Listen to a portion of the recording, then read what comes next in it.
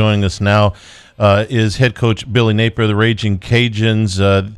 Coach, thank you for a few minutes this afternoon. How are you?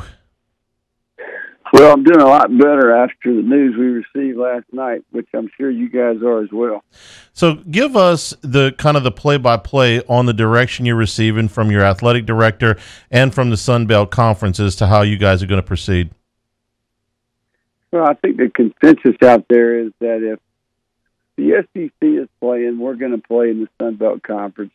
I think that's the agreement that we've come to. We all know that the SEC playing is dependent upon a partner or two partners, in particular, the ACC and the Big 12. So we've been watching that closely. And at the same time, trying to stay focused on the work we have at hand. Coach, as a former player, every coach that we've had on, I've been trying to kind of ask the same question. Just mentally, how have you kept your team engaged? Because obviously we're creatures of habit, right? We know what our schedule is supposed to be from the start of January all the way until we get to the season in late August, early September. So what have you seen from your team and what have you done to kind of keep them engaged and make sure they're ready to go whenever that is? Well, our philosophy, we basically try to break things into phases. You know, we try to put a plan together, a schedule together, in small periods of time, have very specific goals and objectives. We do that with our entire year-round plan. We've got 8 phases here in how we operate from a football perspective. This year's been different, but we've taken the same approach. We had 5 weeks of voluntary activities starting on June the 8th. We transitioned into summer access on July the 13th. We did that for 2 weeks. And then we had a 2-week mini camp prior to training camp starting just a few days ago. So we're in the middle of what we're calling our 10-day training camp period, and then we'll transition when school starts on the 17th. We'll present that plan going forward. Coach Billy Napier is our guest. Coach, how would you rate the effectiveness of the protocols that your school has been able to put in place to kind of, to stop the spread of the virus? I've been very pleased. You know, I think like most teams and organizations around the country, when we first came back to work in June, you know, there were some hurdles to jump over there. We have gotten a lot more efficient. We have a better understanding. I thought we got better each and every week along the way. Our university leadership, our athletic department, in particular, our athletic training staff and the local health professionals all came together to develop our plan.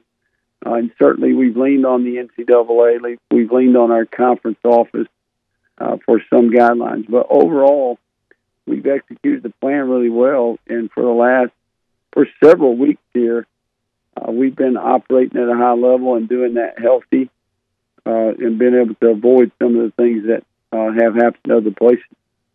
Coach, I know a lot of people are always wondering, okay, what's the schedule going to look like? But I can imagine you're so happy that you know that you're continuing to move forward. The schedule right now, you'll figure all of that out, and you're just working on your team right now.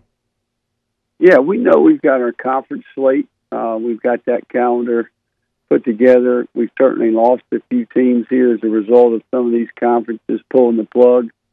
But we're working daily. It's Dr. Maggard and myself have conversations throughout every day, really working on putting together a 12-game season. You know, that's our approach. We're going to play 8 conference games and 4 non-conference games.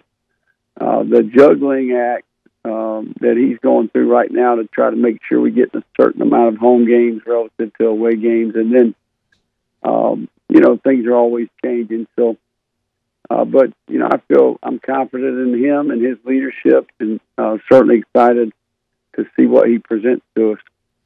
Coach, how do you feel about the protocols put in place for when the students return to campus, and when will that happen?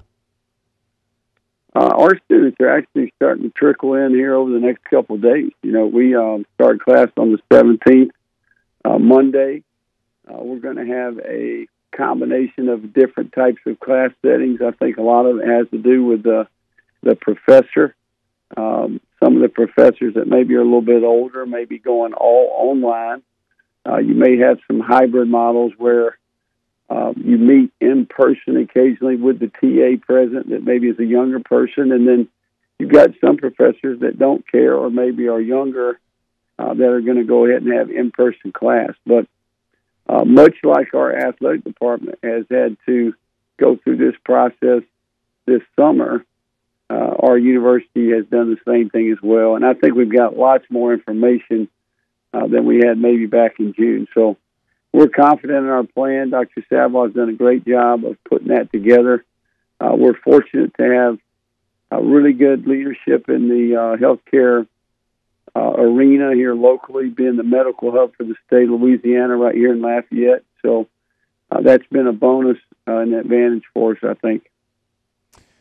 Coach, at the beginning of this interview, we mentioned the news from the Big 12 last night. I know we all got excited. We got a little pep in our step when we came into the radio station today. So I've got to imagine, I don't know if you've seen your team yet today, but I've got to imagine that there's an enthusiasm that, maybe wasn't as high yesterday, because that news was big. We kind of correlated to almost being like a swing state in a presidential election. And when the Big 12 made that decision, right, and they joined the SEC and the ACC, well, that gives you that confidence in the fact that you gain them moving forward to try to play football.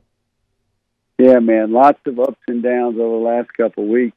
And in particular yesterday, you start the early AM, it was looking bleak. But you got to give the Big 12 some credit.